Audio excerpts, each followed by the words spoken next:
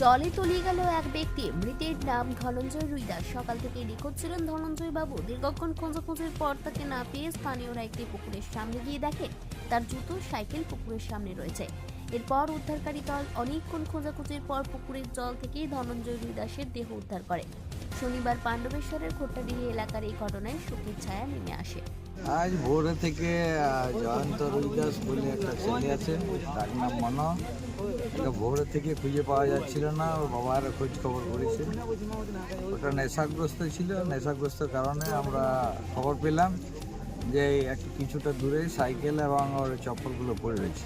পুকুর পাড়ে নাকি? না না, এই একটু সাইডে, পুকুরের সাইডে। আচ্ছা। তারপর খবর পেলাম যে এখানে একটা ছেলে ডুবে গেছে। আচ্ছা। এখানে যারা পাড়া প্রতিবেশী হয়েছে তারা ভোরবেলায় পুকুরে এসেছিল, তারা দেখেছে কেউ একটু ডুবে গেল। আপনারা কি অনুমান করছেন যে আর কি ওখানে যার চটি এবং সাইকেল রয়েছে সেই কি ডুবে গেছে, এটা কি অনুমান করছেন? আমাদের ধারণা এইটাই যে সেই যখন নিখোঁজ ভোরবেলা থেকে খুঁজে পাওয়া যাচ্ছে না, তাহলে সেই ছেলেটাই হতে পারে, কারণ সে একটু নেশাগ্রস্ত ছিল। তো এখন কি পরিস্থিতি? এখন এসছে ইন্ডিয়া টিম যারা রয়েছে তারা এখন তল্লাশি করছে, জলে নেমেছে। পুলিশ এসেছে?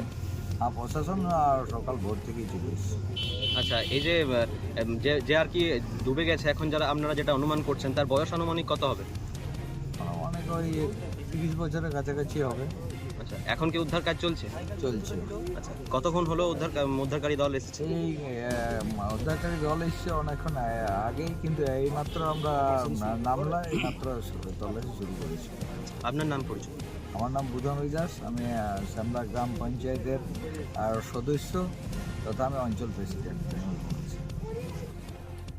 ময়না তদন্তের জন্য মৃতদেহ আসানসোল জেলা হাসপাতালে পাঠিয়েছে পুলিশ।